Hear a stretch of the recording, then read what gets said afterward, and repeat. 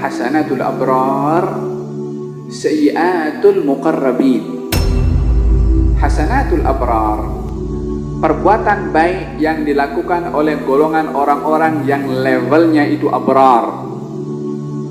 Bagi orang muqarrabin yang darajatnya lebih tinggi, itu adalah perbuatan dosa. Perbuatan baik, tapi bagi level orang yang lebih tinggi adalah dianggap sebagai perbuatan dosa. Perbezaan maqam membezakan kedudukan cara amalannya itu. Walihada seorang Syaiban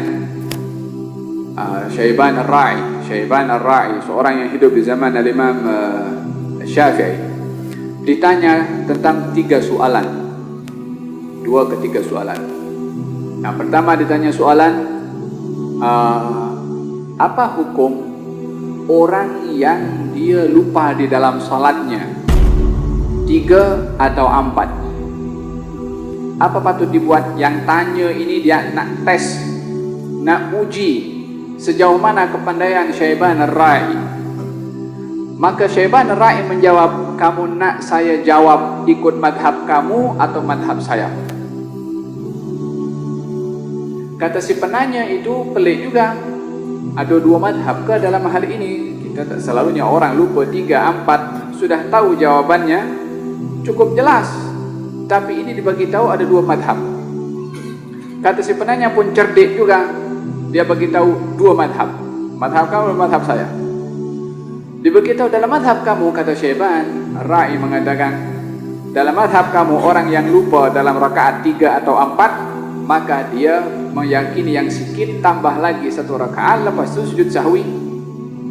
Dia kata betul. Kalau madhab kamu macam mana?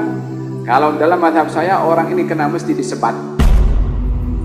Macam mana masuk dalam salat dia lupa kepada Allah Subhanahu wa taala, dia menghadap kepada Allah, boleh lupa kepada Allah? Orang yang lupa kepada zat yang dia menghadap kepadanya patut untuk dihukum, bukan untuk digantikan dengan sujud as-sahwi. Ditanya pula tentang hukum zakat. Kalau kambing berapa kita kena keluarkan zakatnya? Dijawab pula, nan madhab saya atau madhab kamu? Kata si penanya, 2 madhab. Dijawab, kalau madhab kamu orang punya 40 kambing, 1 ekor kambing dikeluarkan kerana Allah. Dalam madhab saya, al-mal wa malikuhu lillah. Dalam madhab saya, harta dan tuan yang punya harta miliknya Allah, maka semuanya untuk Allah Subhanahu wa ta'ala. 40 kambing untuk Allah Subhanahu wa ta'ala. Levelnya beza. Antara kedudukan masing-masing orang diukur dengan kadar ma'rifahnya kepada Allah Subhanahu wa ta'ala, akan berbeza cara amalannya kepada Allah Subhanahu wa ta'ala. Baginda Rasulullah sallallahu alaihi wasallam berpuasa terus sambung, hari ini puasa terus sampai esok. Dan kalau malam terkadang baginda Rasulullah tidak tidur, sepanjang malam dia bangun. Waktu ada sahabat yang ingin meniru Rasulullah untuk berpuasa terus dan qiyamul lail terus tak tidur, Nabi kata, jangan kamu buat. Kata si sahabat itu mengatakan, tapi engkau buat. Yakni engkau wahai Rasulullah melarang satu perbuatan yang kamu sendiri buat. Yakni puasa berterusan ataupun sepanjang malam bangun. Nabi jawab, lastu kahayatikum. Saya ini tak sama dengan kamu.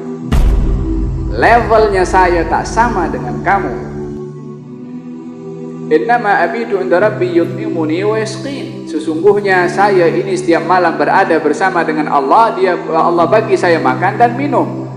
Perbezaan kedudukan seseorang di sisi Allah adalah membezakan status amalan orang itu kepada Allah Subhanahu wa taala. Hasanatul abrar, sayyiatul muqarrabin.